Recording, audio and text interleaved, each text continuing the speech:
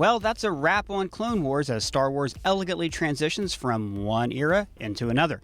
But as always, there are plenty of Easter eggs and tiny things that you might have missed. The title of the episode is Victory and Death, and it's laced with a few different meanings. The Emperor achieves victory and destroys the Jedi, but also Ahsoka and Rex escape, achieving their own kind of victory. But we also see the death of the Republic and Rex's brothers, and in the final scene of Anakin Skywalker. I like that the episode took care to not have Ahsoka and Rex kill clones like they're anonymous soldiers. Just set those things to stun. We're not trying to kill anyone. The whole series has been spent humanizing the clones, and it would have been a backtrack to see them blown away like so much Stormtrooper. Rex uses the rarely seen stun setting that we first saw in A New Hope. This little droid who looks like Chopper from Star Wars Rebels is actually named Cheap, and he's voiced by series creator Dave Filoni. Bye, Cheap. When Darth Maul brings down the hyperdrive, he stands in the center of a command console. Now, this was modeled after the Imperial consoles in the original trilogy, and it's a subtle way of showing us that the Republic is morphing into the Empire. Rex tries to float by on the technicality that Ahsoka isn't a Jedi. The problem is, Ahsoka Tano is no longer a Jedi.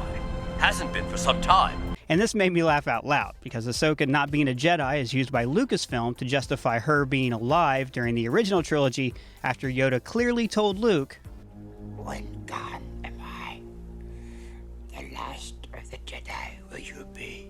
In all these videos, I'd like to break down what the Arabesh letters spell, and these say Proximity Alert. Maul escapes to rejoin his crime syndicate, Crimson Dawn, which we saw in Solo, and he'll probably appear in his own Solo series. Ahsoka tries to stop him with a shuttle stop like Rey in The Last Jedi, but unlike Rey, she doesn't give in to her worst impulses, and she chooses to save Rex. This whole arc has been filled with small parallels to Revenge of the Sith, like the elevator fight sequence, and in this episode, a ship crashes into a planet's atmosphere just like the Invisible Hand in Revenge of the Sith. They escape on a long-range BTL Y-Wing, a precursor to the Rebel Alliance Y-Wings, which showed up and did nothing during the first Death Star run.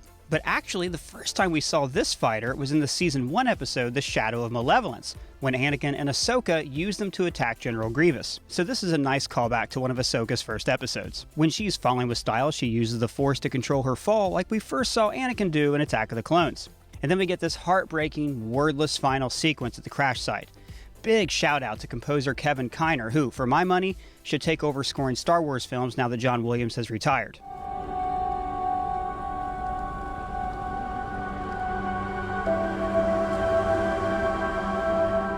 The camera pans across the graves of the fallen. Again, it's wonderful they chose to humanize the clones and not treat them as disposable units.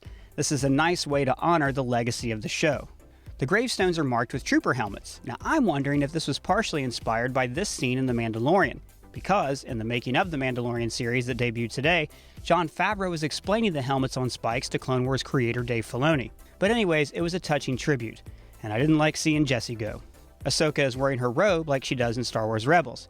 She drops the lightsaber that Anakin gifted to her. Now, this is interesting to me because it shows that she was basically retired during the rise of the Empire. It would take a decade or so for her to realize that she needed to fight back against the Empire and start organizing a rebellion. We fade from Ahsoka to Vader's shuttle a few months or years in the future.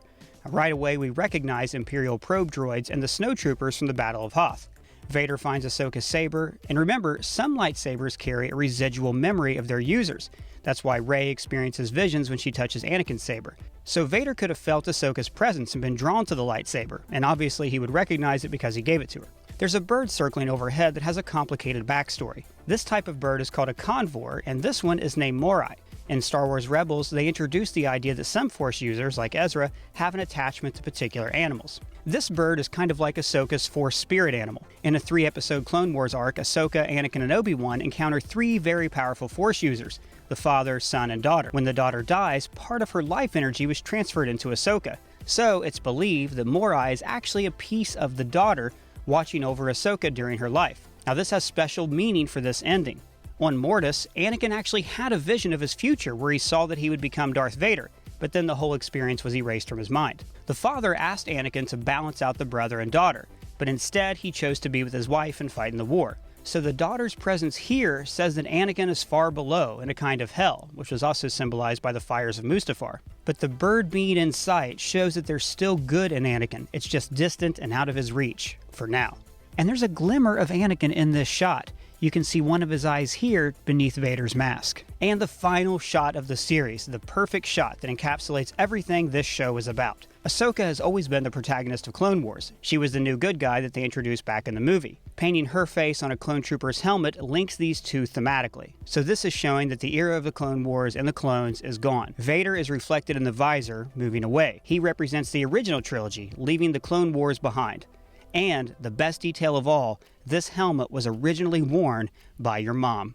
Well guys, that's a wrap on Clone Wars. I hope you enjoyed it. Let me know what you thought of the episode and the season in the comments below. And if you have any questions, let me know as well.